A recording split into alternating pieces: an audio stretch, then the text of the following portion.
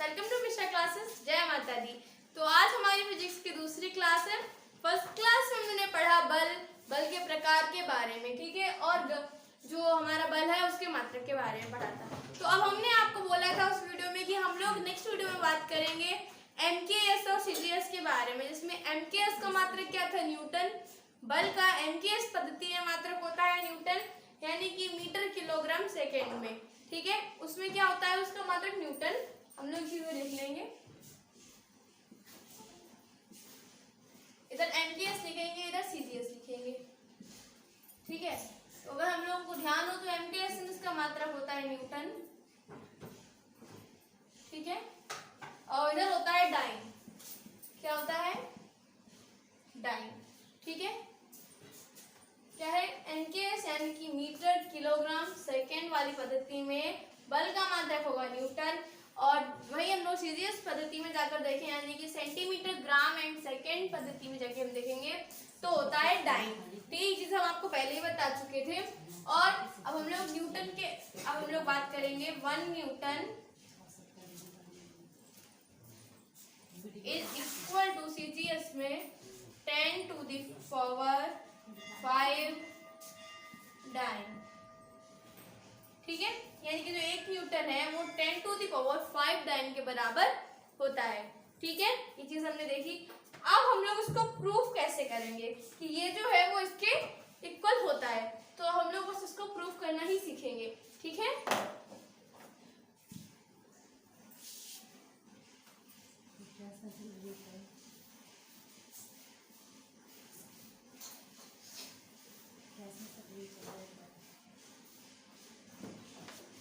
सबसे पहले हम लोग लिख लेंगे, इधर हम लोग जब एमकेएस है तो इधर क्या होगा, 1 न्यूटन, ठीक है। इधर 1 न्यूटन होगा, इधर लिखेंगे 1 डाइन इज इक्वल टू लिखाएंगे भी हम लोग। ये एमकेएस का, ये सीजीएस का है, ठीक है। ये चीज हम लोग ध्यान रखेंगे, ये किसका, ये न्यूटन का और ये डाइन का है, ठीक है। अब 1 न्यूटन इज इक्वल टू, जैसा कि मैं पता था कितना होता है, शॉर्ट में न्यूटन को स्टेप से भी लिख सकते हैं। 1 newton is equal to 10 to the power 5 dyne. ये चीज हमें पता है, हमें इसको प्रूफ करना है कि आखिर ये कैसे होता है, ठीक है। यानी कि हम इसको प्रूफ करेंगे, कैसे होगा। तो 1 न्यूटन हम लोग पहले साइड लिखेंगे एक बार, और 1 न्यूटन, ठीक है। इसको अगर हम लोग इस चैप्टर पढ़ेंगे तो उससे पहले आप लोगों को मात्रक याद करने पड़ेंगे, ठीक है। मापक और मात्रक जो आपकी बुक में सबसे पहले दे रखे होंगे, देखो जिसकी एक झलक हम आपको दिखा दें। हमने बुक में तो नहीं लिखे, हाँ हमारे पास इस टाइप से लिखे हुए हैं, बुक इसे किए इस टाइप से दिए गए हैं, उसमें सारी बीमाएं दी गई हैं, वो हमें पढ़नी होंगी। क्षेत्रफल, आयतन, वेग, त्वरण, घनत्व, बल, कार्य शक्ति, तो हमें यही से इसमें मिल जाएगा बल का। बल क्या है, बल इज इक्वल टू द्रव्यमान गुणे त्वरण, ठीक है। और द्रव्यमान गुणे त्वरण यानी कि द्रव्यमान को हम लोग नापते हैं किलोग्राम मीटर में, ठीक है। और जो त्वरण है उसको हम लोग, त्वरण का क्या होगा, वेग की दर बटे समय अंतराल, यानी कि मीटर पर सेकेंड स्क्वायर। द्रव्य किलोग्राम में होता है और मीटर पर सेकेंड स्क्वायर और जुड़ जाएगा, यानी kilogram metre per second square is equal to newton. तो वहाँ पे न्यूटन लिखा है तो हम लोग उसके क्या लिख देंगे, kilogram metre per second square. अगर हमें ये चीज याद होगी तो फिजिक्स बहुत ज्यादा सिंपल हो जाएंगे, जो आगे आने वाले चैप्टर वो भी बहुत सिंपल रहेंगे। सबसे पहले आप लोग इस चीज को लर्न कर ले, बहुत बच्चों ने लर्न भी किया होगा, और भी लोग ध्यान दें इस बात पे, ठीक है। तो 1 न्यूटन इज इक्वल टू क्या होगा, 1 kilogram metre per second square, ठीक है। ये हमें कहाँ से मिला है, हमें ये दिमाग से मिला है, ठीक है। एक सेकेंड,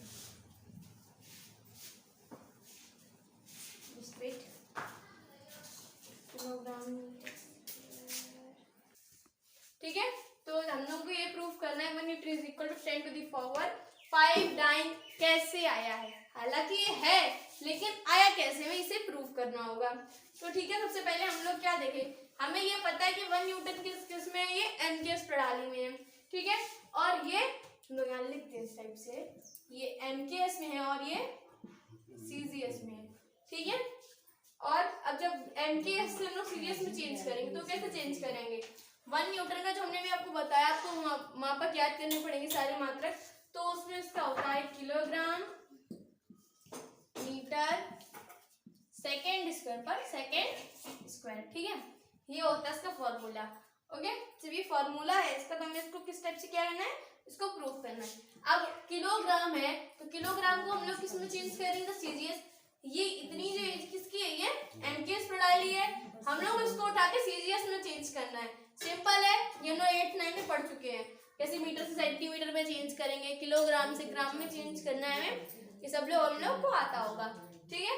तो ये चीज हम लोग देखेंगे क्या है, किलोग्राम। अब हम लोग देखेंगे 1 किलोग्राम में कितने ग्राम होते हैं।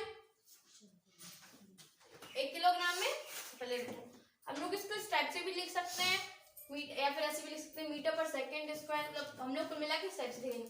अब हम लोग क्या देखेंगे, यहाँ सबसे पहले क्या है मीटर, और यहाँ पर हम लोग किलोग्राम लिखें।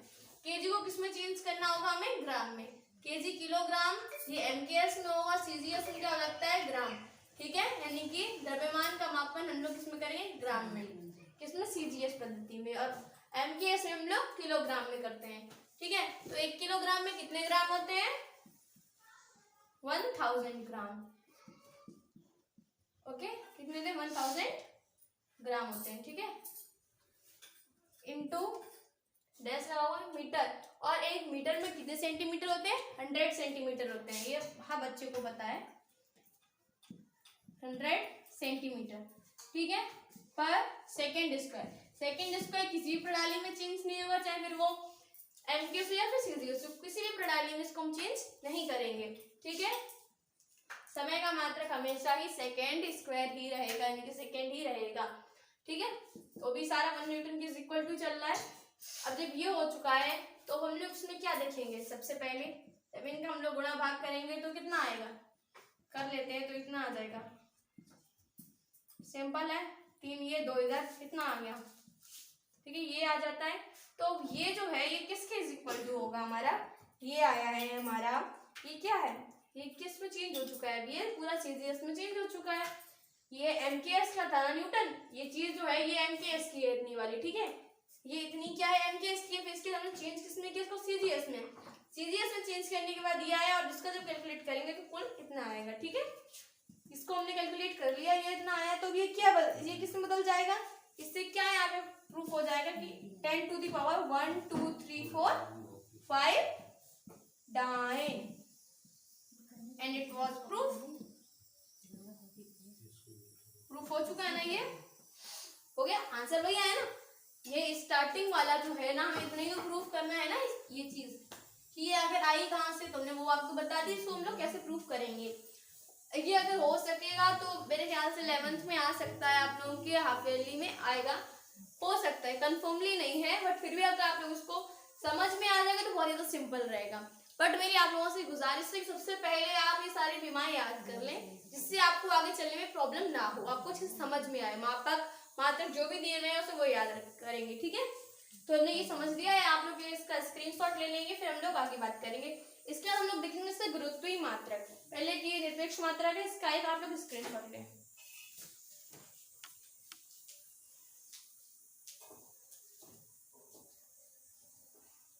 ठीक है, स्क्रीनशॉट ले लिया। अब हम लोग स्टार्ट करेंगे अपना यह गुरुत्वीय मात्रक, ठीक है। गुरुत्वीय मात्रक हम लोग समझेंगे, अभी हमने क्या समझा था, इसका निरपेक्ष मात्रक न्यूटन का वो हमने देख लिया है, एमकेएस और सीजीएस में। हम लोग समझेंगे गुरुत्वीय मात्रक, ठीक है। तो एसआई मात्रक क्या होगा इसका,